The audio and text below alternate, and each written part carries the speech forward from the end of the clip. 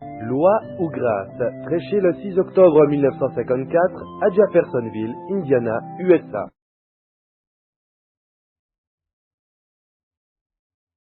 Loi ou grâce, prêché le 6 octobre 1954 à Jeffersonville, Indiana, USA.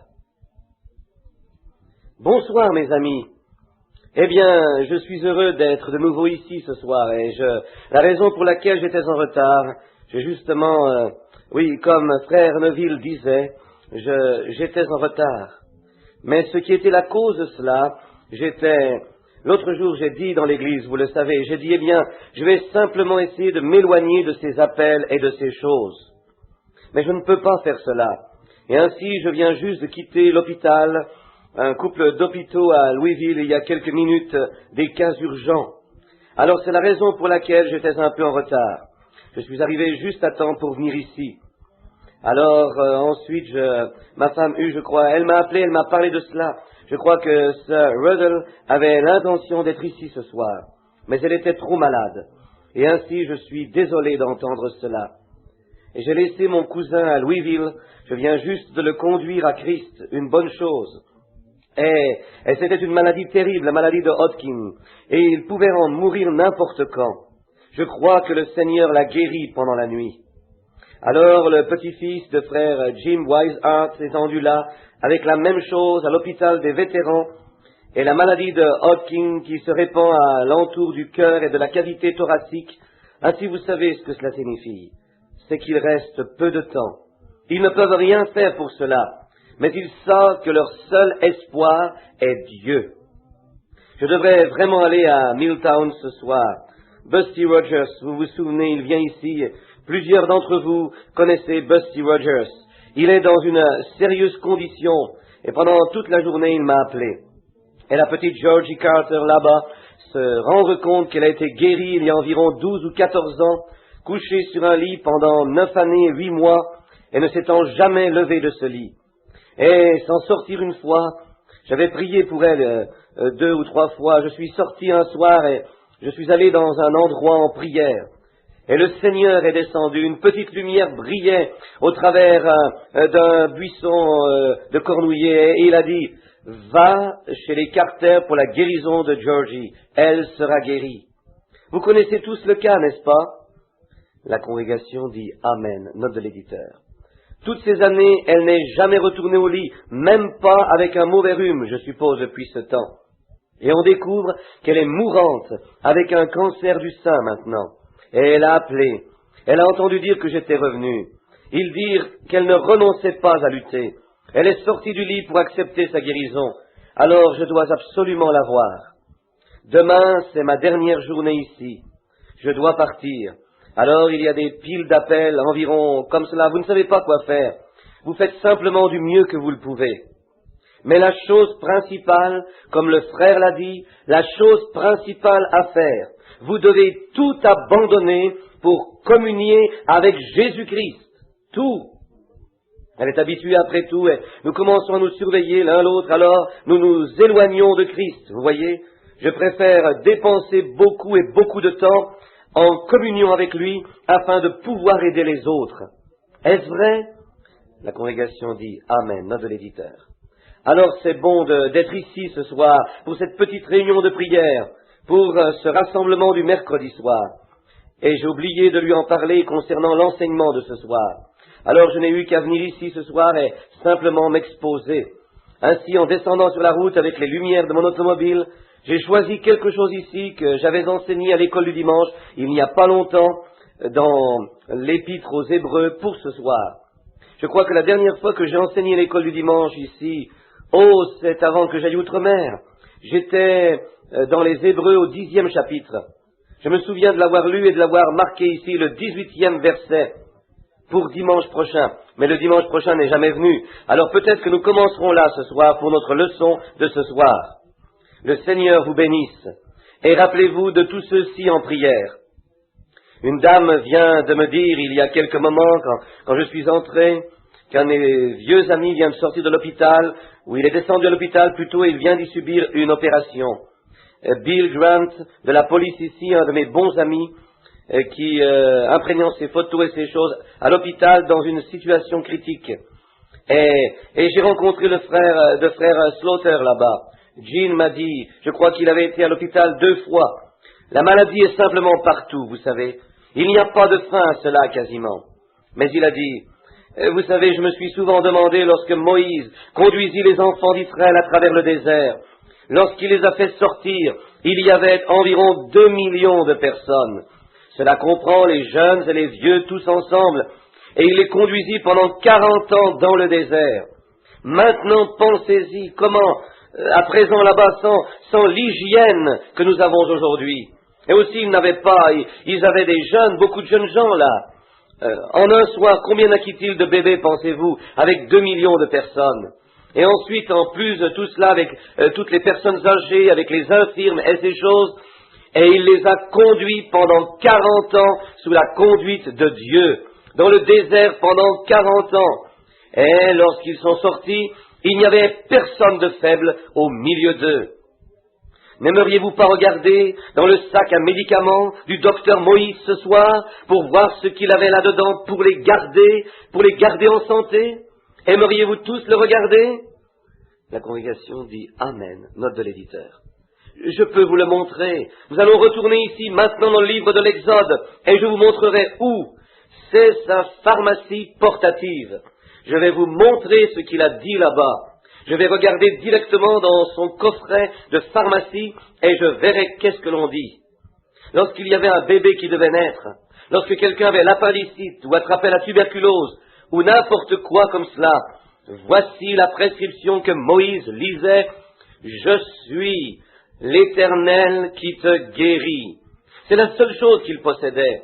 Je suis l'Éternel qui te guérit. Maintenant, c'est la seule chose qu'il possédait. C'est assez bon, n'est-ce pas? La congrégation dit Amen, note de l'éditeur. Moïse disait, maintenant l'Éternel est celui qui te guérit. Et il priait tout simplement pour lui, et il était guéri. Et vous savez quelle autre chose s'est produite durant ce temps dans le désert? Ils n'avaient même pas besoin de souliers neufs lorsqu'ils sont sortis, et leurs vêtements ne se sont jamais usés. 40 ans dans le désert, avec un seul médicament, une seule prescription, je suis l'Éternel qui guérit toutes tes maladies. Et il l'a fait parce qu'ils l'ont pris à sa parole.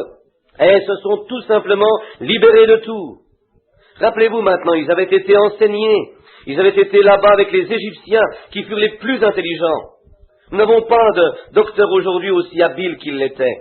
Parce qu'ils avaient des choses qu'ils firent qui démontrent que nous n'avons jamais atteint cet endroit encore dans la science. Par exemple, les Égyptiens bâtissaient, et il y a seulement quelques jours, je suis passé près du Sphinx pour regarder combien grandiose était cette chose. Et ces pyramides, comment là-haut, aussi haut qu'un quartier d'une ville dans les airs, il y en a des tonnes. Il y a des grosses pierres roulées là-bas, quasiment aussi grosses que ce tabernacle. Ils ne pourraient pas les mettre là-haut aujourd'hui s'ils le devaient. Alors ils le firent d'une quelconque manière. Et ensuite le Sphinx, je pense que cela a pris 16 plateformes pour en étendre ses jambes. Qu'en serait-il de son corps? Et il est là, debout dans les airs. Comment l'ont-ils monté là? Voyez, ils furent des personnes ayant des secrets, une intelligence que nous n'avons pas aujourd'hui. Je pense que nous l'avons, mais nous n'avons simplement pas progressé avec cela.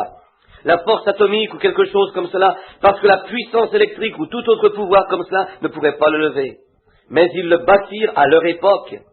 Et cette pyramide, cette grande pyramide qui est là, géographiquement, elle est parfaitement au centre de la Terre, peu importe où se trouve le Soleil. Il n'y a aucune ombre autour d'elle. Techniquement, nous avons beaucoup de retard pour nous comparer avec eux. Et de penser que cela fait plus de 5000 ans qu'ils ont eu cela. Ainsi là-dedans, ils dévoilèrent la Bible, tout comme cette Bible ici. Elle est écrite là-dedans, juste par des mesures, et ainsi de suite, des mesures sorties de l'Évangile et des Écritures, tout comme nous l'avons ici. Et Enoch plaça cela là-dedans des années et des années avant le déluge. Et aussi, Dieu a écrit 3 Bibles. Dieu fait tout en 3. Il a écrit 3 Bibles. Il y a 3 venues de Christ. Il y a 3 dispensations de la grâce. il y a trois personnes dans la divinité, ou trois manifestations de la personne unique dans la divinité plutôt. Et toutes ces choses, voyez. Maintenant, comme Jésus est venu la première fois, il est déjà venu ici une fois, n'est-ce pas? Il est venu pour racheter son épouse. Il vient la seconde fois pour recevoir son épouse, l'enlever, la rencontre dans les airs. Et il revient la troisième fois avec son épouse, comme roi et reine. Voyez? Donc ensuite, il y a aussi trois, Dieu manifesté en trois. Dieu s'est manifesté une fois dans la paternité, lorsqu'il conduisit les enfants d'Israël. La fois suivante que Dieu s'est manifesté fut à l'intérieur de son Fils, le Seigneur Jésus-Christ. La troisième fois que Dieu s'est manifesté, c'est avec nous maintenant, le Saint-Esprit. Voyez, trois manifestations, tout dans les trois. Maintenant, allons de l'avant dans notre leçon. Combien aime lire la Bible est juste La congrégation dit Amen, note de l'éditeur. Oh, comme j'aime cela! Dieu voulant, lorsque je reviendrai, je vais partir pour prendre un peu de repos maintenant, pour une semaine ou deux. Alors lorsque je reviendrai, Dieu voulant, je veux tenir une campagne de réveil ici au tabernacle, simplement un réveil d'enseignement. Et nous allons prendre quelque part dans la Bible et tout simplement aller au travers de notre... Vous rappelez-vous combien des anciens ici se souviennent lorsque nous avions coutume de prendre le livre de l'Exode et de le prendre parfois pendant des mois et des mois sans le quitter. Une fois, j'ai été dans Job et cela semblait que je ne le quitterais jamais. Vous rappelez-vous de cela? La congrégation dit Amen, note de l'éditeur. Une dame m'écrivit une lettre disant « Frère Branham, quand allez-vous faire sortir Job de son tas de cendres ?» Je continuais sur ce seul et même sujet. Pauvre vieux Job, assis sur le tas de cendres, vous savez, tous ses amis l'avaient abandonné. Il était fauché, plein d'ulcères et tout. J'avais tellement pitié du pauvre vieux que je... Et ensuite, comment le Seigneur s'est retourné, l'a béni, parce qu'il vécut au mieux de sa connaissance sous le sacrifice expiatoire, l'Holocauste. C'est la seule chose qu'il connaissait et pour confesser ses péchés. Et il allait chercher ses enfants, faisait un sacrifice disant, ils ont peut-être péché secrètement et ils ne le savent pas. Comme il fut un bon père. Et Dieu lui a redonné tous ses enfants à la fin. Saviez-vous cela? Et dites donc, je vais vous demander quelque chose. Vous souvenez-vous combien d'enfants il lui redonna? Maintenant, rappelez-vous, il lui avait donné le double de son troupeau, des milliers de bœufs qu'il eut en premier. Lorsqu'ils lui furent tous enlevés, il doubla ses bœufs. Pour les brebis, il les doubla. Mais rappelez-vous, il avait, je crois que c'était 7 ou 12, je ne me souviens pas maintenant exactement combien c'était, de fils et de filles. Mais ce fut le même montant de fils et de filles que Dieu lui redonna. Est-ce vrai? Voyez, il doubla toutes ces portions de marchandises ici sur la terre, mais ses fils et ses filles furent tous tués. Il ne lui redonna que le même montant de fils et de filles. L'aviez-vous déjà remarqué? Aviez-vous déjà pensé à cela? Vous en souvenez-vous lorsque nous l'avions enseigné? Voyez, où étaient ses fils et ses filles? Dans la gloire, l'attendant. Voyez, chacun d'eux lui fut redonné. Voyez, il n'en avait pas perdu un seul. Voyez-vous, le même montant de fils et de filles auquel cela fut spécifié au début. Eh bien, il lui redonna le même montant à la fin. Mais il doubla sa portion de brebis et de bœufs et ainsi de suite. Mais ses fils et ses filles furent tous sauvés, attendant dans la gloire que Job vienne avec eux. Oh, cela vaut tout, n'est-ce pas? Très bien. L'épître aux Hébreux. Paul, à mon avis, c'est Paul qui parle aux Hébreux, séparant la loi de la grâce. Et nous avons eu, peut-être allons-nous lire juste quelques versets, les premiers versets du chapitre 10. Ensuite, nous irons, je pense, au 19e. Je pense que nous allons voir la loi qui possède l'ombre des biens à venir et non l'exacte représentation des choses, ne peut jamais, par les mêmes sacrifices qu'on offre perpétuellement, chaque année, amener les assistants à la perfection. Maintenant, je pense, afin d'y voir clair dans cette première partie, Paul essaye de leur dire que les vieilles lois étaient une ombre des nouvelles choses à venir. Maintenant, une ombre, c'est quelque chose. Si vous alliez vers le mur, ou de ce côté, contre les lumières, vous découvririez que votre ombrage va devant vous. Si vous marchiez vers le coucher du soleil, votre ombrage serait derrière vous. Maintenant, remarquez, toute la loi étant une ombre des choses à venir. Voyez, juste une ombre. Maintenant, sous l'ancienne dispensation, Paul essayait de leur dire de la manière qu'ils étaient circoncis, les mâles dans la chair. C'était un type de la circoncision du cœur, du Saint-Esprit en ce jour. De la manière qu'ils gardaient les commandements de ce temps-là, écrits sur des tables de pierre. Dans les derniers jours, Dieu dit qu'il les écrira sur les tablettes de chair de notre cœur. Maintenant, la seule manière en ce temps-là, ils savaient que c'était faux de « tu ne voleras pas ». Ils devaient le voir dans le commandement. Et la loi fut ajoutée pour amener la réconciliation. Parce que s'il n'y avait pas eu de loi, eh bien, s'il n'y avait pas eu de loi, il n'y aurait pas eu de péché. Parce que si ce n'est pas faux, s'il n'y a pas de loi dans cette ville, disons que vous ne pouvez pas traverser un feu rouge, vous ne pouvez pas faire ceci. Eh bien, si vous traversez un feu rouge, vous n'êtes pas dans l'erreur parce qu'il n'y a pas de loi qui le dit. Alors, la loi a apporté la colère, ou elle a introduit le péché. Voyez, ils ont fait toutes ces choses là-bas avant la loi, et ils n'avaient pas péché parce qu'il n'y avait pas de loi pour dire que c'était un péché. Mais lorsque la loi arriva, la loi fut ajoutée jusqu'à ce que vienne la perfection. Maintenant, l'homme a toujours essayé de trouver quelque chose pour se sauver lui-même. Il fait encore la même chose aujourd'hui. Il ne peut que faillir. En Inde, la semaine dernière, il y avait des gens qui furent totalement aveugles à regarder le soleil, essayant de trouver la paix pour leur âme. Quelques-uns avec leurs ongles qui ont poussé derrière leurs mains comme cela, essayant de trouver la paix pour leur âme, disant qu'ils n'avaient jamais baissé leurs mains et qu'ils les avaient vers le haut depuis 40 ans, essayant de trouver la paix. D'autres avec les pieds brûlés, plus de pieds quasiment haut. Ils avaient marché à travers les charbons brûlants pour essayer de trouver la paix, pour apaiser leur Dieu, se couchant sur de la vitre, des vieilles bouteilles brisées, des choses. Ils se couchent sur des planches avec des clous, et tout cela essayant de trouver la paix. Et il n'y a pas de paix pour eux, parce que c'est entièrement de l'idolâtrie. Et nous, ici en Amérique, ne traversons même pas la rue pour trouver la paix pour notre âme vers le Dieu réel et vivant. C'est exact. Mais toutes ces choses, ce sont des idées païennes d'hommes. Dans le temps où Dieu envoyait la loi, elle avait été ajoutée afin de nous montrer que ces choses étaient un péché. Mais maintenant, cette loi ne pouvait pas enlever le péché.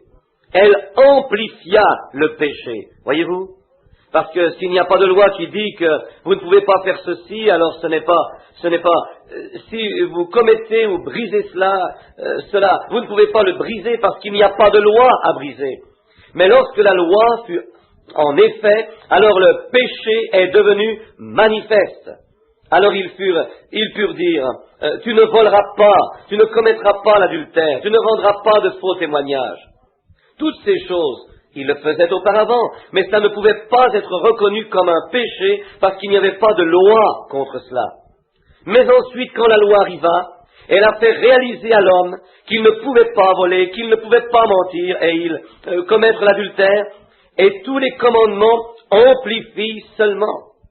Mais cependant, la loi n'enlevait pas le péché. Elle amenait seulement l'homme à reconnaître que c'était un péché.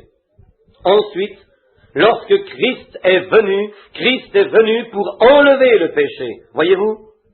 Maintenant, la seule chose que faisait la loi, il savait qu'un substitut innocent devait mourir pour les coupables. Cette loi a commencé là-bas dans le jardin d'Éden. Et ensuite, maintenant, ils offraient une brebis ou un bœuf ou quelque chose, et ils le tuaient, ils mettaient le sang sur l'autel, et ainsi de suite, parce que c'était la couverture ou une offrande de substitution. Mais cela ne pouvait d'aucune manière enlever le péché, parce qu'il n'y a pas assez de force dans la vie d'un animal pour racheter la vie humaine, parce que la vie humaine est plus élevée que la vie d'un animal. Maintenant, nous voici assis ici ce soir. Nous sommes probablement allemands, irlandais, ainsi de suite, quelques gens de couleur.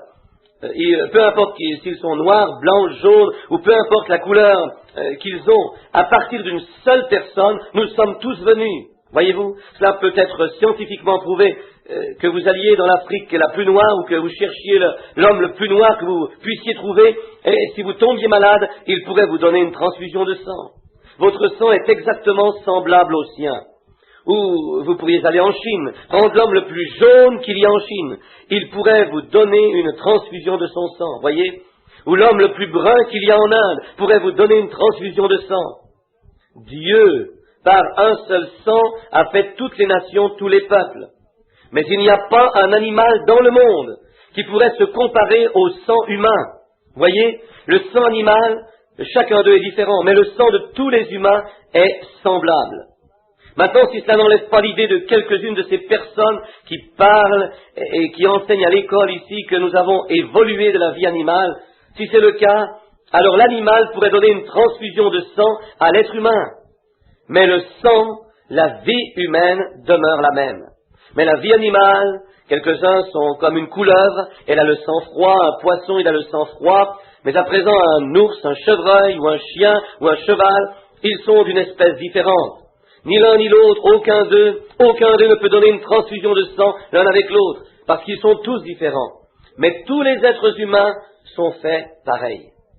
L'offrande, au travers du sang animal, fut seulement un substitut sous la loi, jusqu'à ce que Jésus vienne, qui n'était né d'aucun homme.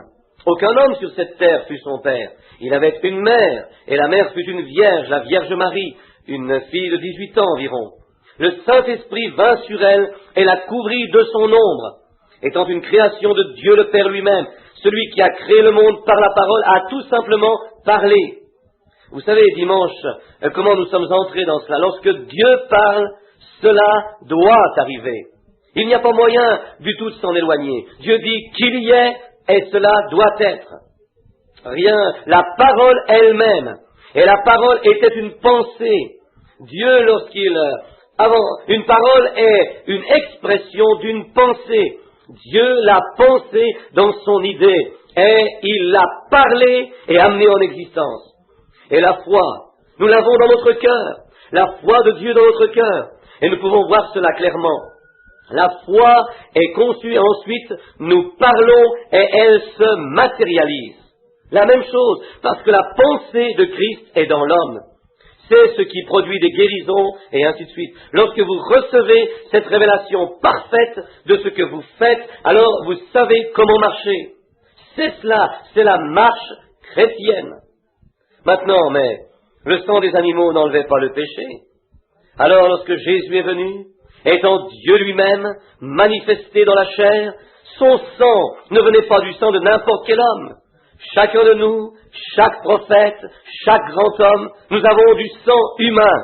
Mais cet homme avait le sang divin. Dieu lui-même créa la cellule de sang. Et la personne, vous venez d'une cellule de sang. Si jamais vous examinez cela sous une loupe, je l'ai fait il y a quelques semaines, et l'élevage d'animaux afin que ou du bétail, et il y a des dizaines de milliers de germes là-dedans. Et ces germes de petites cellules de sang se heurtant en ceci dans l'humain ordinaire. Mais dans ce lieu, Dieu lui-même a créé cette cellule de sang sans l'intermédiaire d'aucun homme. Et hors de cela vint son propre Fils, Christ Jésus, dans lequel Dieu lui-même demeura, le faisant lui Emmanuel sur la terre. C'est le portrait. C'est ce que vous devez croire pour être sauvé. Et ensuite, Jésus, librement, il n'était pas obligé de le faire, mais librement, avec l'amour dans son cœur pour son compagnon, il mourut sur le calvaire. Et il versa ce sang portant les péchés du monde. C'est au calvaire qu'il prit nos péchés sur lui-même. Maintenant, ce n'est pas ce que je peux faire. Ce n'est pas que je sois bon ou non. C'est plutôt qu'il est bon. Je ne peux jamais être assez bon pour y arriver. Vous ne pouvez pas être assez bon pour y arriver. Si jamais vous y arrivez, vous vous tiendrez dans les mérites de Jésus-Christ. Je vais vous dire cela maintenant parce qu'il n'y a rien d'autre que vous puissiez faire. mais Dieu a transféré tous nos péchés sur lui, et il mourut. Et parce qu'il mourut, un pécheur, la Bible dit, son âme est allée en enfer. C'est exact. Et pendant qu'il était là, il prêcha à ceux qui étaient en prison, qui ne s'étaient pas repentis dans la longanimité des jours de Noé. Mais ce n'était pas possible qu'il laisse son corps voir la corruption, ni son âme en enfer. Et le troisième jour, il ressuscita pour notre justification, nous montrant que lorsque notre foi est confessée en lui et que nous sommes nés de nouveau de l'Esprit, alors aussi certain qu'il est sorti du tombeau, nous ressusciterons aussi à sa seconde venue. Oh, quelle espérance parfaite! Oh, lorsque vous voyez les religions du monde et leurs superstitions, et ensuite voir notre salut et notre solide espérance, basée sur un principe fondamental que tous les démons de l'enfer ne peuvent pas ébranler. Vous pouvez les voir fabriquer la beauté. La religion bouddhiste est une belle religion, la religion hindoue est une belle religion. Mes frères, elles sont aussi sans vie que la vie peut être. Dans quelle partie la vie est-elle? La vie est dans le sang. Le sang, c'est la vie. Et c'est le seul homme qui pouvait verser la bonne sorte de sang, parce qu'il était le sang propre de Dieu. Et il a versé le sang qui nous a rachetés, vous et moi, et alors notre salut se repose en Christ Jésus, ce qu'il a fait pour nous au calvaire. Peu importe comment ou combien nous tombons, combien immoraux nous pouvons devenir, combien pollués nous devenons, lorsque nous regardons au calvaire avec un cœur sincère et confessons nos péchés là au calvaire, c'est réglé. C'est exact. Votre confession n'est pas aussitôt sortie de vos lèvres que Dieu est dans l'obligation de vous répondre. C'est exact. Oh, quand je pense à cela. Oh, pas surprenant que Paul ait dit, je me suis tenu là, à la chambre l'autre jour, où ils lui ont coupé la tête et où l'ont jeté dans un fossé. J'ai pensé, juste avant il a dit, ô mort, où est ton aiguillon? Tombeau, où est ta victoire? Mais grâce soit rendue à Dieu qui nous donne la victoire par notre Seigneur Jésus-Christ. Voyez, c'est cela notre repos. Oh, c'est ce dont j'aime parler.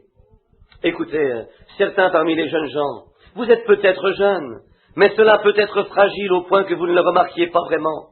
Mais attendez juste un petit peu, jusqu'à ce que vous soyez couchés ici à l'hôpital, et que le docteur dise qu'il ne vous reste que 2 jours à vivre ou 2 heures.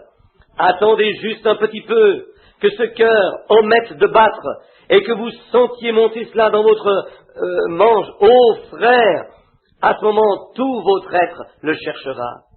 Alors, que vaudra votre vie? Elle est finie. Attendez que les cheveux grisonnent sur votre tête, et vous réaliserez que vous envisagez une éternité sans fin là-bas. Et cette âme qui vit maintenant dedans de vous se détachera comme une dent étant arrachée, se retirant de vous comme cela pour aller quelque part. Et vous ne savez pas où vous irez. Vous feriez mieux d'y penser maintenant et de régler cela maintenant, parce que vous serez peut-être piégé au dehors. Frère Branham claque des doigts, notre l'éditeur, comme cela, sans même une chance de vous repentir. Alors mettez-vous en ordre maintenant. Il n'y a pas d'excuse pour le peuple américain. Ces païens de l'Afrique du Sud et des Indes, au loin là-bas, se lèveront au jugement et condamneront cette génération parce que nous avons la lumière, l'évangile, des églises, des bénédictions et tout ici, et nous refusons de l'accepter. C'est là le problème, amis. Maintenant, je dis cela d'une façon abrupte parce que c'est pour votre bien, voyez, parce que vous devez faire cela. Or, la loi étant une ombre, oh, quand je pense à cela, la loi étant une ombre des bonnes choses à venir. Regardez ce que la loi a offert. Allons au chapitre suivant, le 11e chapitre des Hébreux. Regardez ce que Daniel a fait sous la loi. Regardez ce que Enoch a fait sous la loi. Regardez ce que Moïse a fait sous la loi. Alors, s'il vivait seulement dans l'ombre de l'expiation, que devrait faire l'Église chrétienne aujourd'hui avec la réalité de la résurrection du Seigneur Jésus-Christ? Où en sommes-nous ce soir, amis? Je vous le dis, cela devrait faire en sorte que chaque chrétien revête Là-bas, cela disait, revêtez-vous de toute l'armure de Dieu. Et soyez sûrs de porter l'armure, le casque, le bouclier, toutes ces choses. Paul comparant cela à un soldat qui va en bataille. Et lorsque viennent les ruses de l'ennemi, élevez votre bouclier, allez de l'avant et rencontrez-le. Maintenant, si la loi pouvait produire cela, que devrait faire le réel sang de Jésus-Christ? Lorsqu'une lettre morte fera cela, que devrait produire la puissance de la résurrection, la puissance et l'esprit du Seigneur Jésus-Christ? Maintenant, nous devrions venir à l'Église avec une très grande révérence, un grand respect. Nous devrions entrer dans l'Église comme de véritables saints de Dieu. Regarder alentour, prendre notre place et garder nos pensées sur Christ. Nous devrions abandonner toutes les choses du monde, ou tout ce qui est semblable à cela. Et si vous êtes vraiment né de nouveau, ceci peut trancher un peu maintenant, mais vous savez, ceci est la maison de correction. Si vous êtes vraiment né de l'Esprit de Dieu, c'est là que repose votre cœur de toute façon. C'est ce que vos pensées sont ancrées là-bas, voyez. Si jamais vous êtes, Jésus a dit, celui qui entend mes paroles et croit en celui qui m'a envoyé a la vie éternelle. Celui qui entend mes paroles et croit. Or, si vous croyez correctement, si vous le confessez seulement avec les lèvres, cela ne vous fera pas tellement de bien, mais de votre cœur, si vous croyez que Jésus est le Fils de Dieu, vous ne pouvez plus vivre la même vie que vous avez vécue auparavant. Vous ne pouvez pas, si jamais vous avez eu une réelle vision du calvaire. Maintenant, si vous prenez simplement un chemin au hasard, vous vous trompez tout simplement. Mais lorsque vous recevez réellement une vision de ce que Jésus était, oh, comme j'aimerais prêcher la déité, la divinité suprême de Jésus-Christ, si jamais vous pouviez seulement réaliser qui il était et ce qu'il a fait pour vous, hommes et femmes, vos cœurs se déchireraient au-dedans de vous et vous seriez consentants de jeter les ordures du monde afin de vivre pour lui. Oh, quelle merveilleuse et quelle personne il était! Si vous réalisez la condescendance de Dieu lui-même, se dévoilant lui-même, descendant jusqu'à ce qu'il puisse entrer dans votre cœur. Lorsque Dieu le Père, dans la forme d'une grande nuée, flottant au-dessus des enfants d'Israël, et lorsqu'il se posa sur la montagne ce matin-là pour écrire la loi, eh bien, même si un animal touchait la montagne, il devait être transpercé avec une flèche. Seulement, à travers la sanctification, il amena Moïse là-haut. Il plaça Aaron bien en bas de la côte pour surveiller et être de garde afin que rien. Et lorsque cette colonne de feu s'est posée sur cette montagne, les éclairs ont jailli, les tonnerres ont grondé, et toute la noirceur s'est établie.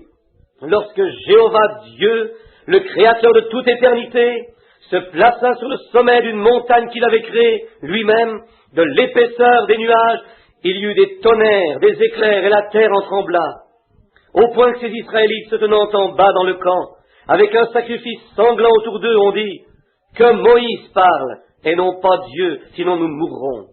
Pensez à cela.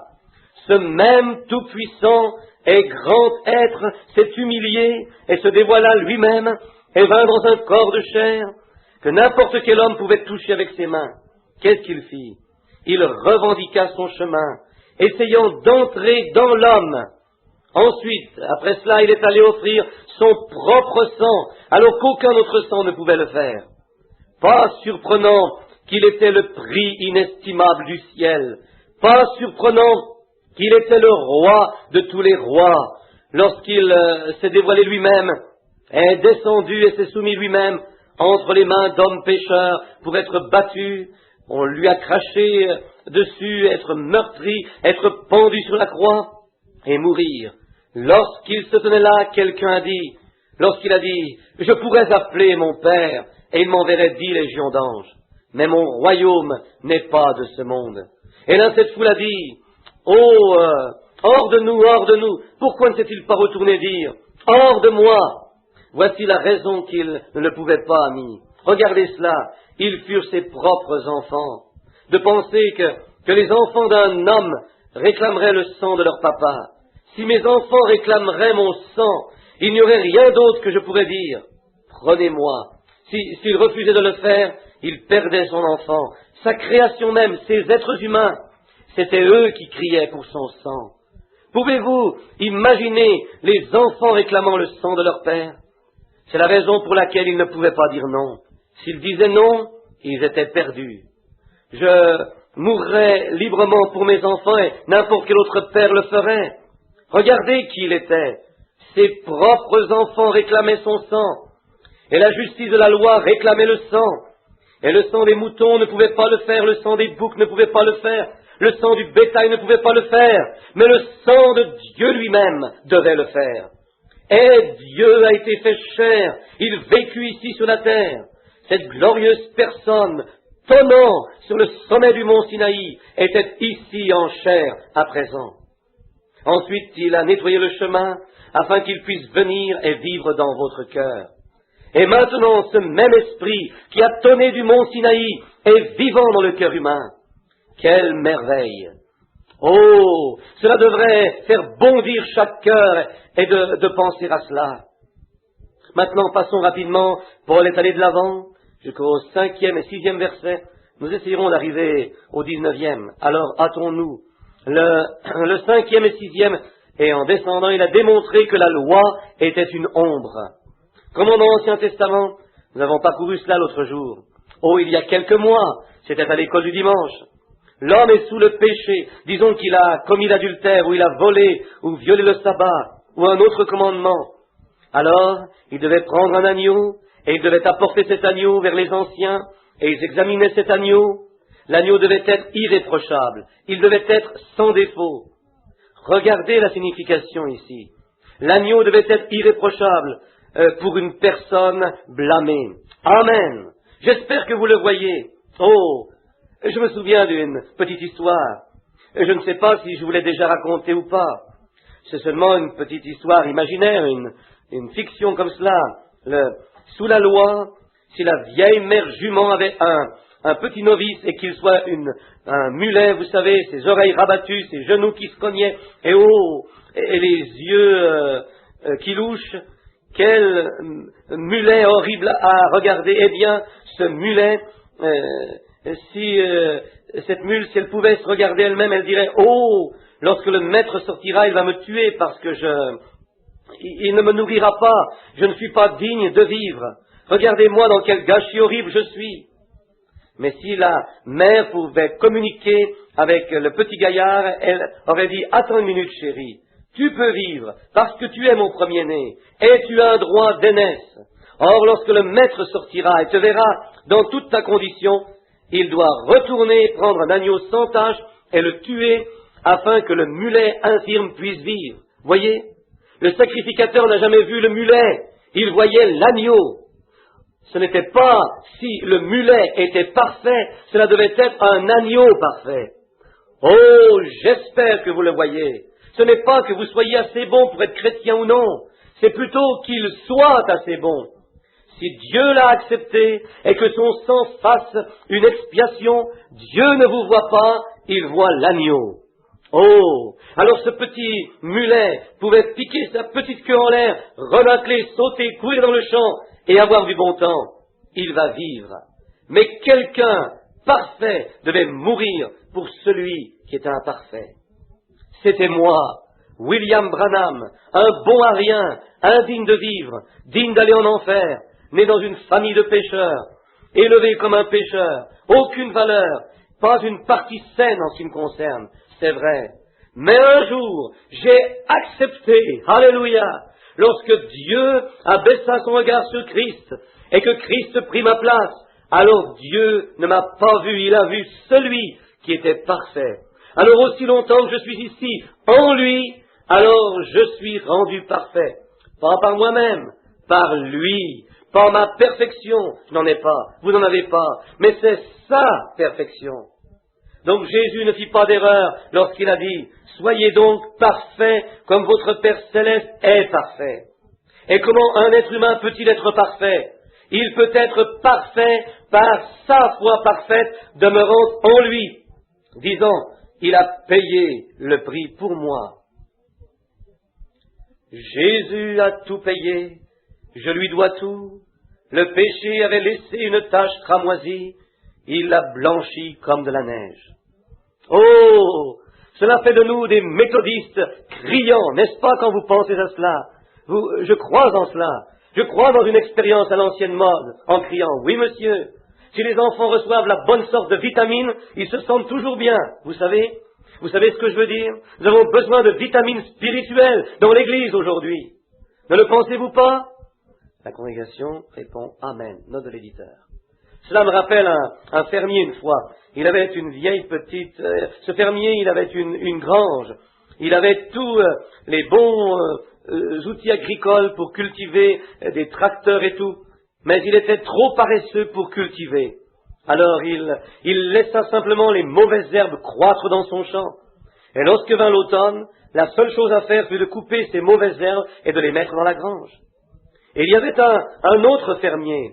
Il n'avait pas une aussi belle grange, mais il était un homme habile, et il sortit, et c'était un travailleur, et il travaillait parce qu'il voulait nourrir son bétail.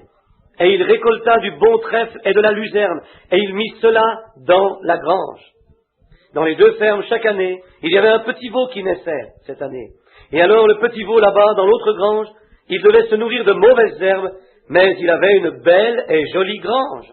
Et l'autre petit veau n'avait pas une très belle grange, mais il avait quelque chose à manger. Ça me fait penser à certaines de ces vieilles petites églises. Elles regardent ces grandes, grosses et fières futures places, vous savez, avec un orgue à tuyaux de milliers de dollars, des milliers je veux dire, et des sièges en peluche et toutes choses ainsi. Mais y a-t-il quelque chose à manger? C'est la chose suivante. Et que vous alliez dans certaines petites missions à l'ancienne mode quelque part, vous savez, vous trouverez peut-être beaucoup là-dedans, certaines vitamines spirituelles. Dieu les a pour vous, pour aider votre esprit à s'élever, vous donner un peu de vitalité. C'est la prédication de l'Évangile. Alléluia.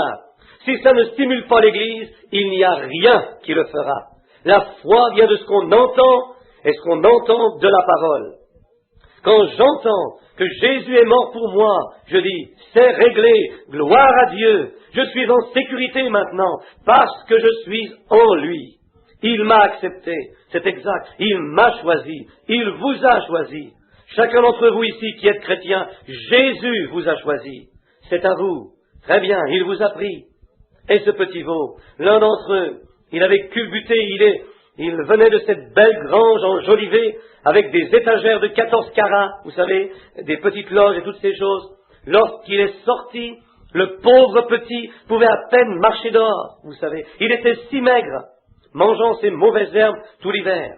Alors l'autre, il est sorti sur le terrain de la grange, vous savez, et le vent chaud qui soufflait, et un peu, le vent le jeta quasiment par terre. Il était tellement maigre.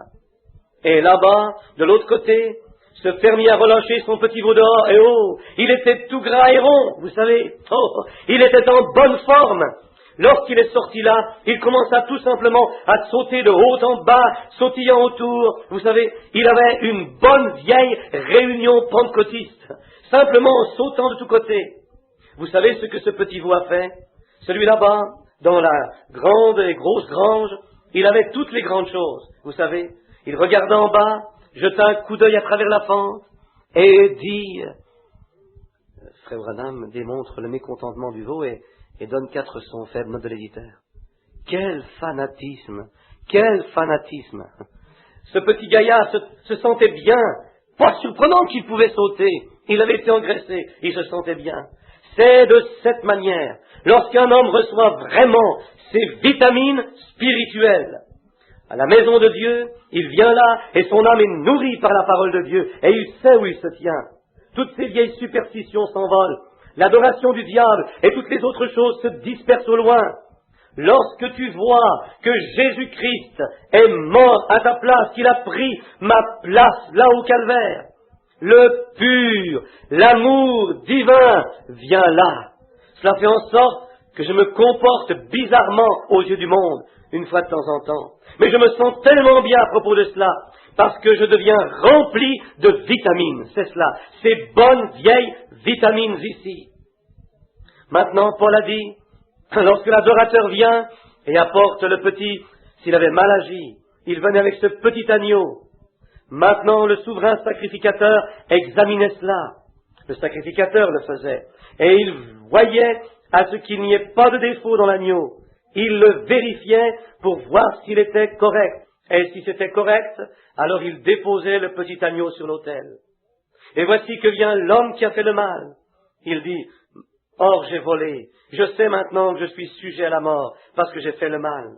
Dieu ne veut pas que je vole. Son commandement dit de ne pas le faire. Maintenant, je vais mettre mes mains sur ce petit agneau. Le commandement de Dieu disait, tu ne voleras point. Et j'ai volé. Alors je suis sujet à la mort. Quelque chose doit répondre pour mon péché, car j'ai volé. Et Dieu a dit, le jour où j'en mangerai, que ce jour-là, je mourrai. Aussi j'ai volé. Et Dieu dit, tu voles, tu dois mourir pour cela. Aussi il exige, si je ne veux pas mourir, je dois amener l'agneau. Alors, je dépose l'agneau là, et je place mes mains sur la tête de ce petit. Celui-ci bêle et s'agite, et je dis, Seigneur Dieu, je suis désolé d'avoir volé. Je confesse et te promets que je ne volerai plus, si tu veux bien m'accepter maintenant. Et pour mon sacrifice, et pour ma mort, ce petit agneau va mourir à ma place. Alors, ils prennent ce grand crochet, le mettent au-dessous de sa petite gorge et la coupent comme cela. Ils le tiennent debout comme cela et le pauvre petit, bêlant, la laine devient toute sanglante comme cela et sa pauvre petite bouche et lui qui bêle. Et la première chose que vous savez, il baigne dans tout son sang et il incline sa petite tête. C'est tout. Ensuite l'homme, sa déclaration est écrite, elle est placée sur le côté de l'arche comme ceci, que cet homme a fait une confession. S'il le fait une seconde fois dans une année, il doit mourir de toute manière. Il doit mourir avec l'agneau. Maintenant, c'était l'Ancien Testament. Il ressortait tout de suite de là, aussitôt après avoir fait sa confession. Il ressortait. Et peut-être qu'il avait commis l'adultère, peut-être qu'il avait fait quelque chose de mal, ou beaucoup plus. Lorsqu'il ressortait de là, peut-être avait-il tué un homme, peut-être. Lorsqu'il ressortait de toute manière, il retournait avec la même chose dans son cœur qu'il avait faite quand il était entré. Il n'y avait pas de changement en lui. Il y avait seulement, selon la loi, la lettre de la loi, et il avait répondu aux exigences. Maintenant, ça ne pouvait pas changer son cœur. La seule chose qu'il savait, c'est que c'était mal, car il l'avait lu dans la loi, et l'agneau devait mourir à sa place. Mais maintenant, lorsque Jésus vint, voyez, le sang de Christ, voyez quelle sorte de sang que c'était qui coulait, le sang animal, la vie animale pour une vie humaine, ça ne pouvait absolument pas enlever le péché, ça ne le pouvait pas. Mais maintenant, lorsque Jésus vint, ce n'était pas seulement la vie humaine, mais c'était la vie même de Dieu lui-même. C'est ce qu'il y avait dans son sang. Maintenant, nous voyons que nous agissons mal. Oh, j'ai fait le mal. J'ai péché, j'ai vécu faussement, j'ai fait le mal. Maintenant je viens à l'autel. Par la foi, je vois le sacrifice. Je place mes mains sur la tête de Jésus. Je dis, cher Dieu, je sais que je suis un pécheur, et le salaire du péché est la mort. Et si je fais le mal, je dois mourir. Et si je meurs, je ne pourrai pas entrer dans ta présence. Je serai châtié dans les tourments à jamais et à jamais. Aussi j'ai tort, Père.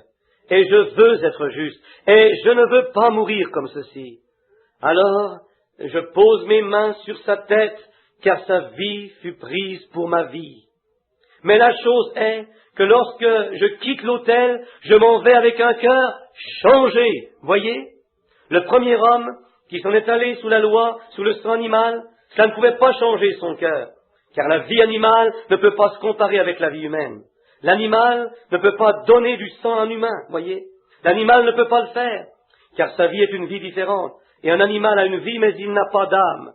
Un animal est un être vivant, mais il n'a pas d'âme. Mais Dieu a mis une âme dans l'homme. Alors ainsi, mon âme, qu'est-ce que l'âme? La nature de l'esprit. Et lorsque l'âme de Christ l'a quitté, il n'a pas laissé en enfer, mais elle fut enlevée à travers le sang qu'il a répandu lorsque Dieu l'a conduit au calvaire.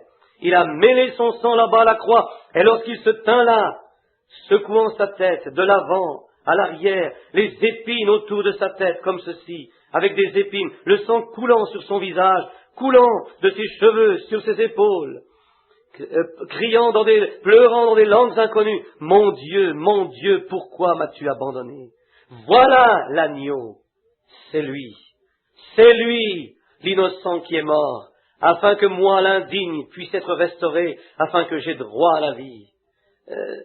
C'est l'indigne, et vous êtes ceux qui sont indignes, pour lesquels l'agneau est mort. Maintenant, montez ici, placez vos mains sur lui, voyez, et faites votre confession, et Dieu vous répondra avec le Saint-Esprit comme une confirmation qu'il vous a accepté. Par un seul sacrifice, le voici, par un seul sacrifice, il a mené à la perfection pour toujours. Nous y voilà, car l'adorateur, venant à chaque année, cela fut continuel environ à chaque année, il retournait, il devait revenir l'année suivante, avec le même désir dans son cœur, mais lorsqu'il a fait un sacrifice par lui-même, chaque péché, chaque désir de péché, tout fut enlevé du cœur de l'homme, et il demeure parfait aux yeux de Dieu, non par ce qu'il a fait, mais par ce que Jésus a fait pour lui, s'il accepte le sacrifice du Seigneur Jésus-Christ. Oh, quelle chose merveilleuse, amis! Maintenant, ainsi donc, maintenant le verset 19. Nous avons environ 20 minutes. Mettons tout cela dans les Écritures à présent. Maintenant le verset 19. Ainsi donc, frères, puisque nous avons, au moyen du sang de Jésus, une libre entrée dans le sanctuaire. Écoutez, le voici. Maintenant, entrez dans le lieu très saint. Il y a un endroit saint, ensuite le lieu très saint, le saint des saints. C'était appelé comme cela. Le souverain sacrificateur y entrait une fois par année. Et lorsqu'il le faisait, la première chose qu'il devait faire était d'être aspergé lui-même. L'arche était là derrière le rideau, et le souverain sacrificateur devait être oint avec le parfum fait de la rose de Saron. Aucun autre parfum ne faisait l'affaire. Saviez-vous que Jésus était appelé la rose de Saron? Qu'est-ce qu'une rose? D'où vient le parfum de la rose? D'où vient? Jésus était appelé le lys de la vallée? Est-ce juste? La congrégation dit Amen, note de l'éditeur. Est-ce que quelqu'un sait d'où vient l'opium d'un lys? L'opium est retiré du lys. Et qu'est-ce que l'opium fait? L'opium diminue la douleur. Lorsque les gens sont malades et terriblement souffrants, qu'ils en perdent la raison, qu'ils deviennent des aliénés, ils leur donnent une piqûre d'opium et c'est réglé. Ils se calment. C'est dans le naturel. Jésus est dans le spirituel. Il est le lys de la vallée. Et lorsque vous en arrivez à un endroit où vous ne pouvez plus vous supporter vous-même, et que la vie ne signifie plus rien pour vous, Dieu a une piqûre d'opium pour vous, du lys de la vallée, qui soulage tous vos troubles, et ils partent tous. Vous n'avez pas besoin de vous enivrer au whisky pour apaiser vos troubles. Ils reviennent tout de suite. Mais venez, recevez un verre d'opium du lys de la vallée, et ils seront terminés pour toujours. Venez-y, allez-y. Quoi que ce soit, que vous viviez, que vous mouriez, que vous soyez ceci ou cela ou autre chose, que rien ne vous sépare de l'amour de Dieu qui est en Jésus-Christ. Il n'a pas promis aux chrétiens un lit de roses, mais ils ont eu la promesse que la grâce suffirait pour chaque besoin qu'ils ont. Amen. Dites donc, je crois que je me sens religieux à présent. Pensez-y, oui monsieur. Car lorsque je deviens las et songeur, je regarde ici et je vois ceci qui se passe, cela qui se passe. Mais je pense, attends une minute, oh, voyez, il y a le lys de la vallée. Maintenant, qu'est-ce que l'odeur fait? Une odeur. Les femmes se mettent du parfum pour plaire, et les hommes mettent de l'après-rasage sur eux parfois comme cela, afin que les odeurs, leurs mauvaises odeurs soient dissimulées. Et lorsque vous marchez dans la présence de quelqu'un qui sent mauvais, ou avec quelque chose d'autre, les parfums dissimulent cette odeur, afin que vous, en présence de cette personne, que vous ne soyez pas maintenant dégoûté, ce n'est pas supportable. C'est ce que les parfums, les savons sont parfumés, et vous vous lavez avec du savon, ou des poudres de talc, ou quoi que ce soit, c'est pour cela qu'ils s'en servent.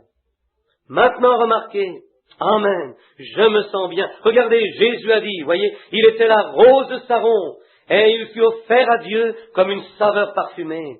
Et ceci, ensuite, lorsque nous devenons insupportables devant Dieu, et tellement, excusez-moi l'expression, mais tellement puants, voyez que nos péchés, ces choses, sont si mauvais, si répugnants, ensuite nous venons au calvaire, et là, un lys ou n'importe quelle fleur, avant que le parfum puisse être fait, prenez une fleur, c'est joli, un gros lys du matin ou une belle rose. La rose de Saron est une belle fleur. Pendant qu'elle vit, elle est belle. Mais pour obtenir une odeur de cela, pour obtenir un parfum, elle doit être broyée et ils extraient le parfum de cela. Vous voyez, Christ, lorsqu'il était ici sur la terre, il était beau. Il guérissait les malades, il ressuscitait les morts, sa vie était incomparable, il était beau.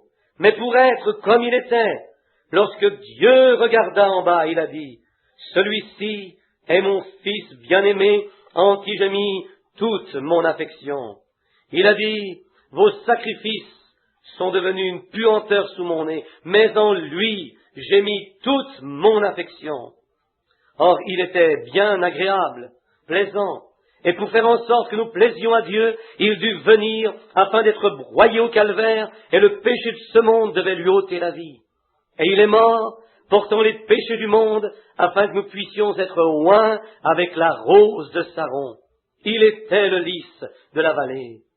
Il a été brisé pour nos transgressions, une saveur parfumée. Par ses meurtrissures, vous avez été guéris.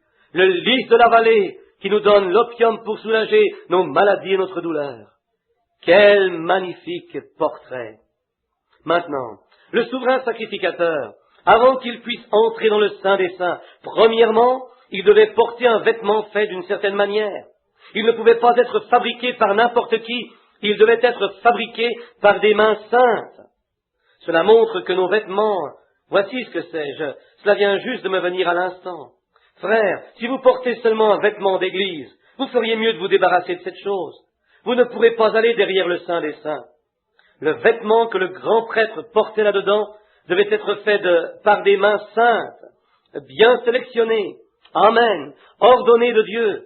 Voilà ce que c'est. Alors si vous vous êtes joints à l'église et pensez que vous êtes correct, vous faites erreur. Voyez, cela doit être une robe sélectionnée par Dieu. Et nos guenilles de propre justice ne pourront pas tenir en sa présence. Cela prend le Saint-Esprit, qui est la robe de Dieu, qui revêt le croyant pour aller derrière le Saint des Saints. Oh, c'est bon, j'aime cela. C'en était une nouvelle. Je n'en avais jamais avalé une comme cela auparavant. Mais c'est ça, juste cette sorte, c'est la bonne sorte de vitamine. Vous voyez, cela prend le Saint-Esprit. Regardez dans la parabole il est allé au souper de noces, et tout le monde au souper des noces devait avoir un certain vêtement. Et il a rencontré un homme là qui n'avait pas cette sorte de vêtement. Et il a dit, « Ami, que fais-tu ici? Comment es-tu entré ?» Maintenant, voyez, si vous connaissez la parabole, dans l'Orient là-bas, dans les pays à l'Est, lorsqu'ils font une noce, jusqu'à aujourd'hui, l'époux peut inviter qui il veut. Et Dieu peut. Aucun homme ne peut venir à Dieu ou venir à Christ, sauf si Dieu l'appelle d'abord. Voyez, c'est l'élection de Dieu. Maintenant, observez attentivement. Et ensuite, l'époux, s'il a donné l'invitation, il doit fournir les robes. Et aucun homme, car il invite les pauvres, il invite les riches, mais pour faire en sorte que chaque homme se ressemble, il doit avoir la même sorte de robe. Les pauvres comme les riches. Comprenez-vous? La congrégation dit Amen, note de l'éditeur. Maintenant, lorsque Dieu donne le Saint-Esprit à un homme pauvre, c'est le même Saint-Esprit qu'il donne à l'homme riche. Voyez, ils doivent tous être pareils afin que, lorsqu'ils viennent dans la présence de Dieu, personne ne puisse dire « je suis mieux habillé ». Parce que c'est le même sang, la même grâce, le même Saint-Esprit, vous faisant agir de la même manière. Le riche comme le pauvre doivent se ressembler. C'est exactement la parabole, remarquez. Et ensuite, lorsqu'ils arrivaient avec leur invitation, les robes étaient distribuées à la porte. L'homme se tenait là, il montrait son invitation lorsqu'il arrivait, il présentait cela. Ils le font en Inde, actuellement. C'est ainsi qu'ils viennent au mariage. Le portier se tient là à la porte, l'homme de la maison, et vous donnez votre invitation. Oui, monsieur. Ils se rendront ici, prendront une robe, juste une robe, et la mettront sur lui. Il entre à l'intérieur. Cela démontre qu'il a été invité officiellement. Il a été accepté officiellement et maintenant il est un membre. Amen. Voilà. Maintenant Dieu le Père, le Saint-Esprit sort et vous invite au souper des noces, voyez-vous. Maintenant cela dépend de l'époux, alors, de fournir les robes. Et il l'a fait par sa propre vie, donnant le Saint-Esprit. Et vous venez à la porte. Amen. Avec votre invitation. Jésus a dit, je suis la porte de la bergerie. Et lorsque vous venez au travers du nom de Jésus, vous recevez le baptême du Saint-Esprit. Est-ce vrai? Recevez le Saint-Esprit. Ensuite, vous entrez à l'intérieur et vous devenez un membre de la famille de Dieu. Un membre. Vous dites un membre? Certainement. Deviendrai-je un serviteur? Non, vous ne devenez pas. Vous devenez un membre. Vous n'êtes pas des serviteurs. Vous êtes des fils et des filles.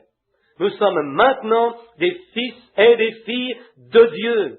Un membre de la famille de Dieu. Oh, je vis peut-être dans une cabane, mais je suis de sang royal. Voilà, un membre de la maisonnée de Dieu. C'est scripturaire. C'est ce que dit l'Écriture. Voyez quel amour le Père nous a témoigné au point que nous soyons appelés fils de Dieu. Oh, les voilà, les membres. Maintenant le grand prêtre étant oint, en entrant, il devait prendre le sang d'un animal avec lui, sinon il mourrait. Et une autre chose, à propos de ce vêtement. Saviez-vous, au bout de ce vêtement, saviez-vous ce qu'il y avait à la fin de ce vêtement? Il y avait quelque chose au bas de cela. Et c'était des petites choses qui pendaient là, juste au bord de son vêtement. C'était une petite grenade, une grenade et une cloche.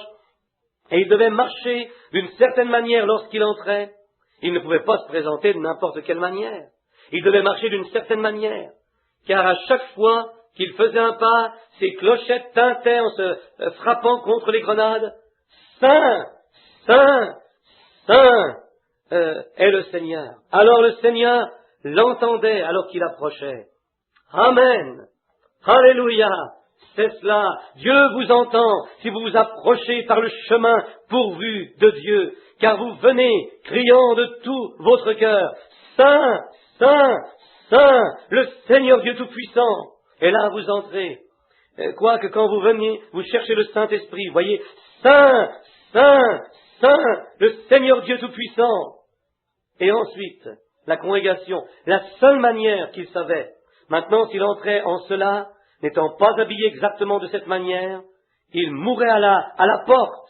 Il n'en ressortirait plus jamais. Il mourrait là-dedans, s'il ne pénétrait pas habillé et oint pour entrer. Maintenant, la seule manière que la congrégation savait s'il était correct ou pas, la seule manière que la congrégation en attente savait si le souverain sacrificateur était correct ou pas, ils entendaient le bruit de ses clochettes.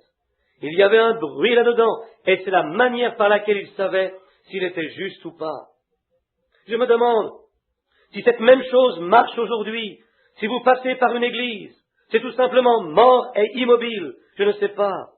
Mais s'il se fait un bruit, vous savez, il fait savoir aux gens que Dieu est encore sur le trône. Dieu répond à la prière. Les gens ont encore le Saint-Esprit, criant les louanges de Dieu, glorifiant Dieu, faisant beaucoup de bruit. La congrégation dit, eh bien, il doit être autour d'ici. Ceci est un endroit vivant. Lorsque nous entrons dans le Saint des Saints et nous réclamons être des chrétiens, il doit y avoir un bruit qui se fait. Je ne veux pas dire beaucoup de stupidité. Je veux dire un réel et véritable bruit. C'est exact. Maintenant, observez ici. Ainsi donc, frères, puisque nous avons, au moyen du sang de Jésus, une libre entrée dans le sanctuaire, par la route nouvelle et vivante qu'il a inaugurée pour nous, au travers du voile, c'est-à-dire de sa chair, et puisque nous avons un souverain sacrificateur établi sur la maison de Dieu, approchons-nous avec un cœur sincère dans la plénitude de la foi, les cœurs purifiés d'une mauvaise conscience et le corps lavé d'une eau pure. Retenons fermement la profession de notre espérance sans chanceler, car celui qui a fait la promesse est fidèle. Cela fait tout ressortir. Oh, j'aime ceci, mais je suppose que nous devons terminer.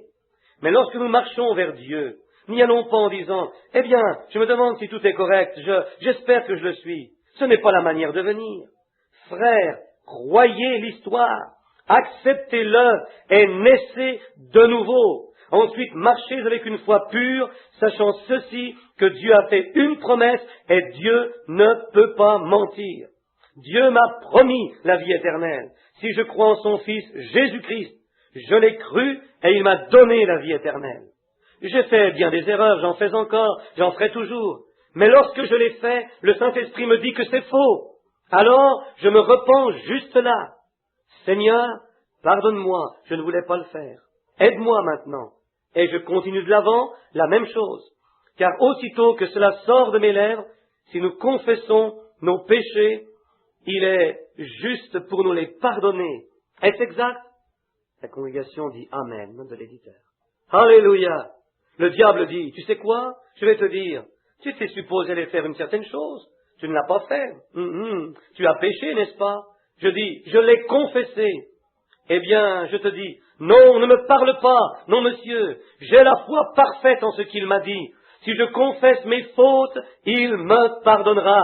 Alors, je les ai confessées. Va-t'en tout simplement loin de moi. Je ne me soucie pas de toi de toute manière.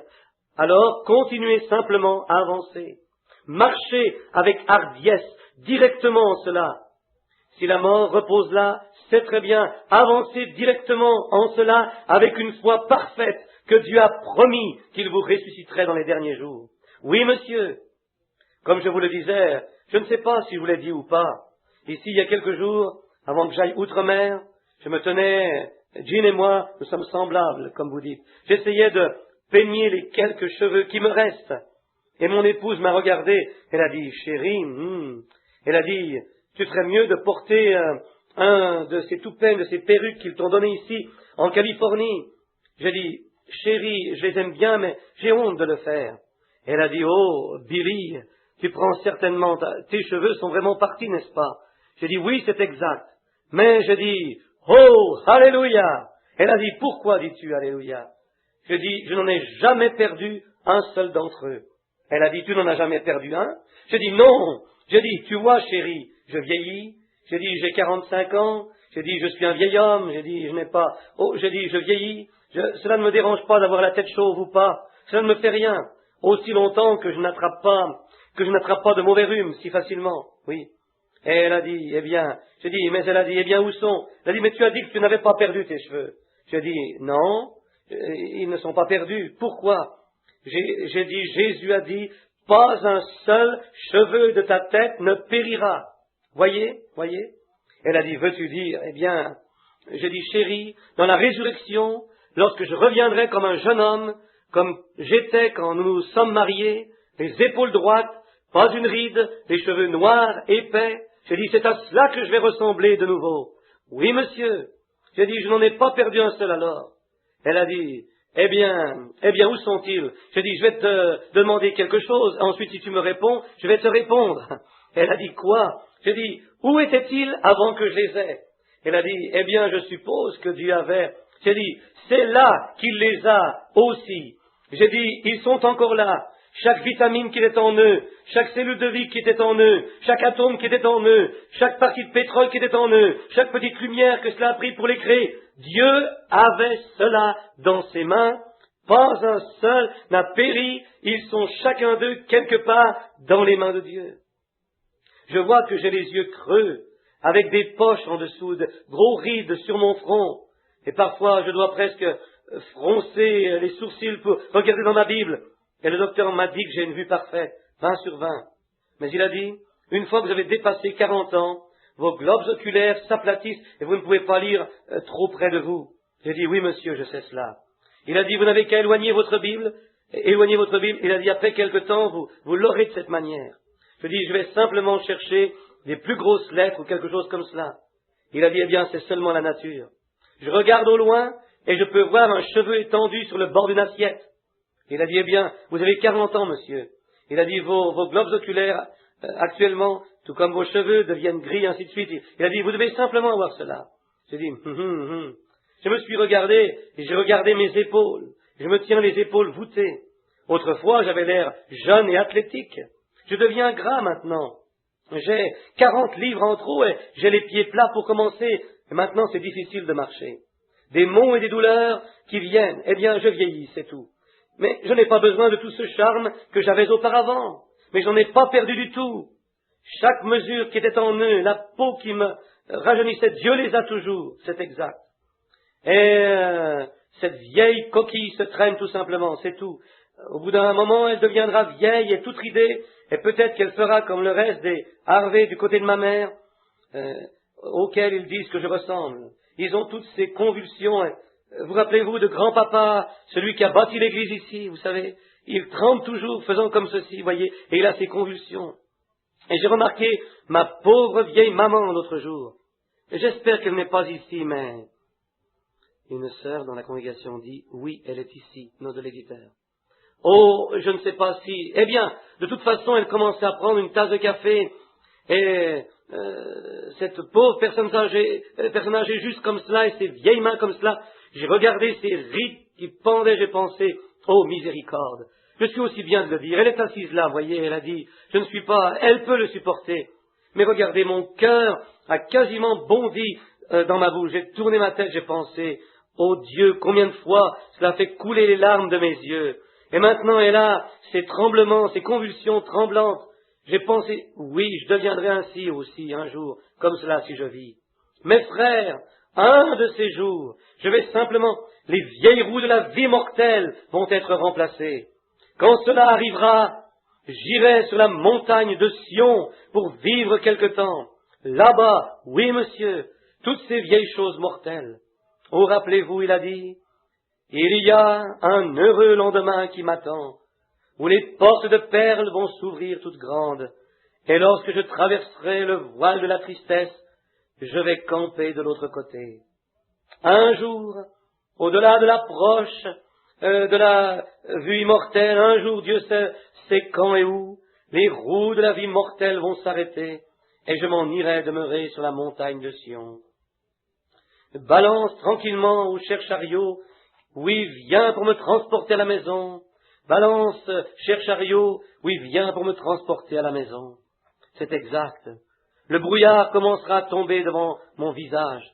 Peut-être que le docteur entrera et dira, eh bien, Billy, c'est terminé. Oh, je sais que cette vieille chambre noire m'attend au-delà, et mon battement de cœur s'en va vers cela. Je ne veux pas partir comme un lâche. Je veux m'envelopper dans les robes de sa justice, sachant ceci, que je le connais dans la puissance de sa résurrection. Et un de ces jours, lorsqu'il appellera, je vais sortir parmi les morts et je vivrai de nouveau à jamais. Connaître Christ, c'est connaître la vie. C'est exact. Et je ne me soucie pas, je ne connais peut-être pas mon ABC, mais je connais Christ. C'est vrai.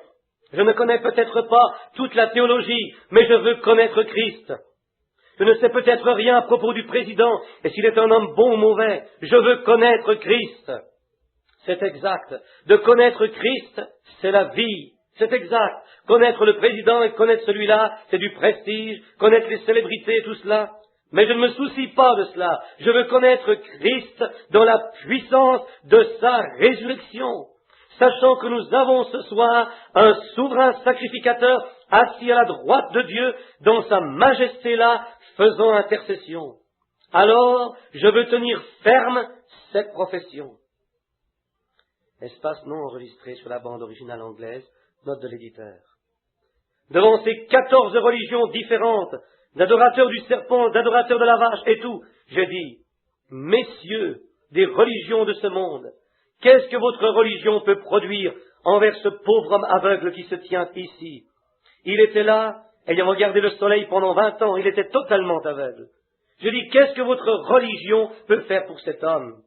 Rien au monde que lui offrir juste une espèce de chose mythique, quelque chose là-bas, qui disent peut-être qu'un jour, Mahomet aura pitié de lui et sauvera son âme. Peut-être que vous pensez, s'il veut encore regarder le soleil, continuer, garder sa tête de cette manière, lorsqu'il mourra, il sera sauvé. Je dis, il ne peut rien offrir. Mais le sang de Jésus-Christ, alléluia, peut non seulement lui offrir la vie éternelle, mais il peut faire une démonstration juste ici en votre présence, en lui redonnant la vue qu'il avait jadis. J'ai dit, s'il le fait, est-ce que vous, les messieurs des religions de ce monde, quand des centaines de milliers de personnes qui avaient entendu cela, qui s'étaient réunies là-dedans, bien sûr, je ne pouvais pas tous les atteindre pour prétendre cela, car vous ne pouviez même pas tous les voir, mais j'ai dit, voulez-vous accepter Jésus-Christ s'il peut faire cela? Ils ont levé leurs mains, ces mains noires dans les airs, qu'il le ferait. J'ai dit, amenez l'homme ici. Lorsqu'il marcha là en haut, j'ai dit, monsieur, vous êtes aveugle, et si Jésus-Christ veut restaurer votre vue, voulez-vous lui promettre de le servir? Et il a dit, j'aimerai Jésus-Christ, et je n'adorerai aucun autre Dieu que lui. S'il me redonne la vue, je saurai qu'il est ressuscité des morts. J'ai mis mes mains sur lui. J'ai dit, cher Dieu, comme mes mains sont mortelles, un ouvrier, un être pécheur, mais si tu recherches des mains saintes, qui les aurait? Mais je viens dans un acte de foi, comme tu m'as dit de le faire. Et je ne suis pas venu comme un homme intelligent, ou pour me vanter, mais je viens parce que tu nous as dit de le faire. Et je crois ta parole. Et maintenant, tandis que des milliers sont ici, se tenant sur le bord, ils adorent des idoles et toute autre chose, qu'il soit connu ce soir que tu es le Dieu véritable et vivant qui a ressuscité Jésus-Christ des morts en donnant à cet homme sa vue. Et l'homme, les larmes coulant sur ses joues, il a dit, je vois, et il partit à travers le bâtiment aussi vite qu'il pouvait aller avec sa vue. Oh! C'est la grâce infinie. Quel douçon qui a sauvé un pécheur comme moi. J'étais perdu, là-bas dans les courses de chevaux et toutes sortes de choses le dimanche. J'étais perdu, mais maintenant je suis sauvé. J'étais aveugle, mais maintenant je vois. Regardez, frères, c'est cette bonne religion du Saint-Esprit à l'ancienne mode. C'est la grâce qui enseigna mon cœur à craindre. C'est la grâce qui soulagea mes craintes. Cette grâce qui m'apparut fut si précieuse au moment où j'ai cru. Oui, monsieur. Oh, quand nous serons là-bas pendant 10 000 ans, brillants comme le soleil, nous pourrons comme au commencement célébrer ses louanges. Oh, dans mes épreuves et mes labeurs, suffisante est sa grâce. Je peux toujours compter sur sa faveur à chaque heure qui passe. Comme je l'aime. C'est sa grâce. Rien que je ne pouvais faire, rien que je puisse faire, rien que vous puissiez faire. Mais nous venons ce soir, comme des hommes et des femmes chrétiens, confessant que nous sommes indignes, et l'acceptons comme à notre place. Acceptant celui qui, je suis aussi sûr que Dieu l'accepta et le ressuscita, qu'il me ressuscita dans une forme figurative, au même moment qu'il ressuscita Christ. Amen. Oh, je dois arrêter, mais regardez, dans une forme figurative, il m'a ressuscité au même moment qu'il ressuscita Christ. Il vous a ressuscité au même moment qu'il ressuscita Christ, car c'était pour notre justification.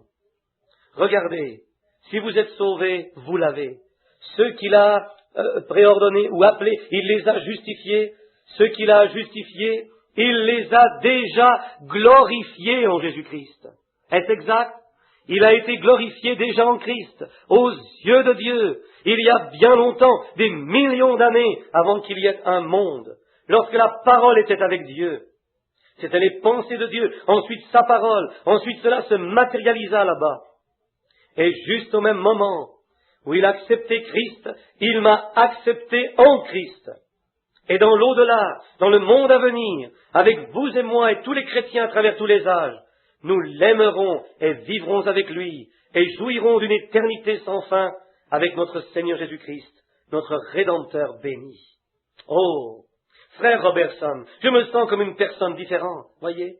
N'est-ce pas que lire la parole de Dieu à l'ancienne mode nous nettoie? Voyez, vous sortez tout nettoyé. Comme maman avait l'habitude de faire, quand le temps venait de mettre des fruits en pot, elle devait mettre en conserve les pots de fruits, vous savez, les remplir afin de les préserver et toutes ces choses. Elle me les faisait sortir, elle les nettoyait à la brosse, aussi dur que je le pouvais avec un vieux linge. J'avais une petite main pour aller là et les nettoyer, et ensuite elle les prenait, les stérilisait. Elle les mettait dans de l'eau bouillante pour les stériliser. Elle faisait bouillir ses pots aussi fort qu'elle le pouvait. Je ne comprenais pas pourquoi elle les faisait bouillir, mais elle voulait enlever tous les microbes de cela. Car s'il y avait eu des microbes là-dedans, ils auraient fait pourrir les confitures ou les choses qu'elle avait mises là-dedans.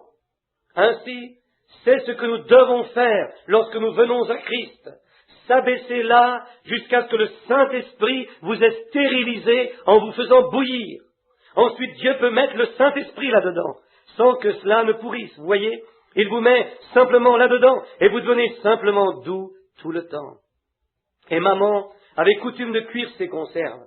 Avez-vous déjà vu ces vieilles bouilloires énormes? Vous sortez, placez cela sur les briques, vous savez, et vous mettez du bois en dessous comme cela. Moi, oui.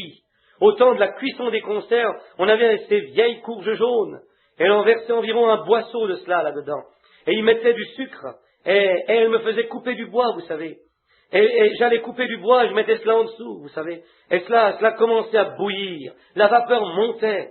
Je disais, maman, ces choses ne sont-elles pas prêtes encore? Elle disait, non, va couper une autre cordée de bois. Et voici, j'entrais, vous savez, tout en sueur, je mettais cela en dessous. Je disais, maman, penses-tu que c'est assez? Tu ferais mieux d'aller en chercher une autre. Elle faisait bouillir des choses jusqu'à ce qu'il, vous savez, l'oxygène ou autre chose entre en dessous de cela, et ça les faisait péter, vous savez, pam, comme cela, ça éclatait. Et lorsqu'ils faisaient cela, elle disait qu'ils étaient prêts à mettre en conserve. Ils devenaient si chauds, ils n'en pouvaient plus, mais ils devaient sursauter, voyez-vous. Alors, je suppose que c'est exactement la manière que Dieu veut nous avoir. Vous savez, juste bouillir le diable hors de vous jusqu'à ce que vous sautiez dans la gloire. Alors vous êtes prêts à être mis en conserve. C'est alors que Dieu vous a scellé. Vous savez, c'est ce dont nous avions besoin ici. Une bonne réunion à l'ancienne mode, jusqu'à ce que toute l'inimitié, tout ce qui n'est pas comme Christ, soit bouilli, afin de tout faire sortir, voyez. Bouillez simplement en venant, Seigneur, pardonne-moi, frère, pardonnez-moi, je ne voulais pas faire cela, je ne le ferai plus. Oh Dieu, sois miséricordieux envers moi. Alors vous commencez à être prêt à être mis en conserve alors, voyez-vous. Dieu se prépare vraiment à vous utiliser. Lorsque vous rapportez ces choses que vous avez volées, vous savez, mettez tout cela en ordre, disant, frère, je ne voulais pas voler cela, tu le sais. Non, monsieur, je suis même prêt à, je vais vous payer le double pour cela. Voyez? Alors vous êtes sur la bonne route. À ce moment, vous savez, c'est exact. Voilà ce dont nous avons besoin. Oh! Je vais chanter la religion à l'ancienne mode pour vous, si vous voulez. La congrégation dit Amen. Note de l'éditeur. Chantez le verset, je vais chanter la strophe, et vous chanterez le chœur, alors. C'est le Saint-Esprit à l'ancienne mode. Et le diable n'ira pas près de lui. C'est la raison pour laquelle les gens le craignent, mais il m'a bien suffi. Donnez-moi ce vieil évangile, donnez-moi ce vieil évangile, donnez-moi ce vieil évangile, car il est bien suffisant pour moi.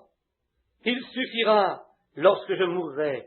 Il vous fera arrêter de mentir. Il mettra le diable en déroute, et il est bien suffisant pour moi. Donnez-moi ce vieil évangile, donnez-moi ce vieil évangile. Donnez-moi ce vieil évangile, il est bien suffisant pour moi, voyez-vous. Il est si bon que je n'en veux pas d'autre, car il me fait aimer mon frère, et il découvre les choses cachées, et il est bien suffisant pour moi. Donnez-moi ce vieil évangile, donnez-moi ce vieil évangile, donnez-moi ce vieil évangile, il est bien suffisant pour moi. Maintenant, combien ici ont ce vieil évangile? Levez vos mains, dites, j'ai ce bon vieil évangile, j'ai ce bon vieil évangile. J'ai ce bon vieil évangile, et il est suffisant, bien suffisant pour moi. Oh, maintenant, Père, très cher, parfois nous devenons si contents, nous agissons vraiment comme un groupe d'enfants, c'est parce que nous sommes libres. Nous ne sommes pas sous le joug du malin, ni aucune tradition, ou d'une certaine chose des anciens. Nous sommes simplement libres dans le Saint-Esprit, et nous pouvons chanter et t'adorer, et avoir communion tout de ta parole, et nous réjouir. Pour cela, nous te louons, Dieu Tout-Puissant. Oh, après avoir vu tout ce chaos des religions formalistes et toutes ces sortes d'adorations d'idoles, et de penser que tu étais si bon pour moi, de me laisser te connaître dans la puissance de ta résurrection, et de pouvoir le dire aux autres, nous sommes tellement heureux. Bénis cette petite église ce soir, Père. Bénis chacun de nous ici. S'il y a des étrangers dans nos portes, bénis-les, Père, chacun d'eux. Fais de nous une bénédiction pour les autres. Garde la puissance de Dieu sur nous Sanctifie nos âmes des mauvaises pensées. Et si le mal vient sur notre route, nous tournons nos têtes rapidement, Seigneur, et marchons de l'autre côté. Et maintenant, Père, nous prions que tu nous bénisses ensemble ce soir. Donne-nous du bon temps. Et maintenant, lorsque nous appellerons les malades et les affligés, nous prions que tu guérisses chacun d'eux. Que la gloire, reçois la gloire de tout ce qui va être fait, dit, car nous le demandons au nom de Christ. Et pendant que nous avons nos têtes inclinées, si quelqu'un d'entre vous ici veut dire, frère Bill, dans ma propre âme maintenant, je voudrais venir par le chemin accepté de Dieu, le chemin auquel il a pourvu. Et je voudrais vous demander, pendant que personne ne regarde, je vais lever ma main et dire, frère Bill, priez pour moi, que Dieu me donne sa grâce et fasse de moi un meilleur chrétien. Voulez-vous lever votre main? Que Dieu vous bénisse, vous et vous, c'est bien, très bien. Père, tu vois leurs mains, et je prie que tu accordes ces bénédictions, que ta grâce et ton amour soient sur eux tous. Et s'ils ont péché ou fait quelque chose, alors Père, je prie que tu puisses les pardonner. S'il y en a parmi nous ce soir, Seigneur, quelque part dans le bâtiment, homme ou femme, garçon ou fille, qui ne sont pas exactement sauvés sous le sang, Père, je prie que tu le fasses maintenant et qu'ils puissent devenir des croyants. Et tu as dit, si vous pouvez croire. Et nous croyons quoi? Croyons que Dieu a envoyé son Fils dans ce monde et qu'il est devenu péché à notre place. Et nous sommes des bons à rien et nous confessons que nous ne sommes pas bons. Et nous l'acceptons comme notre Sauveur. C'est ce que nous croyons, Père. Dans cela, tu nous as donné la vie éternelle. Oh, nous sommes tellement heureux. Tu as dit que tu nous la donnerais parce que nous avons cru dans ton Fils. Et Jésus a dit lui-même que si nous croyions en lui, que nous avions la vie éternelle. Alors nous sommes reconnaissants pour ceci. Maintenant, bénis-nous ce soir et pardonne chaque péché, et que pas une personne qui a été dans une réunion ce soir ne se détourne jamais, et qu'ils puissent avoir la vie éternelle, parce qu'ils se sont réunis ici ce soir et ils ont cru en toi. Et Père, je prie que tu les surveilles maintenant, et que tu les bénisses dans tout ce qu'ils font et disent, et qu'ils puissent venir à toi en paix au dernier jour. Fais que nous soyons tous réunis là-bas, et qu'on se souvienne de ce soir-ci, étant réunis ensemble. Accorde-le dans le nom de Jésus. Amen. Que Dieu vous bénisse, mes chers amis. Et maintenant, Teddy va venir au piano, et ceux qui veulent que l'on prie pour eux, si vous voulez bien vous réunir autour de l'autel, rapidement. Nous allons avoir quelques minutes de plus. Nous essayerons d'être sortis pour 9h30, si vous venez tout de suite. Eh bien, j'ai une lettre à lire ici que quelqu'un m'a envoyée ici. C'est peut-être important pour moi de la lire tout de suite. Alors juste, le reste d'entre vous, demeurez tout simplement dans vos bancs, pendant que ceux-ci vont faire prier pour eux. Je sais que Sir Rodel est ici pour que l'on prie pour elle. S'il y a quelqu'un d'autre, pourquoi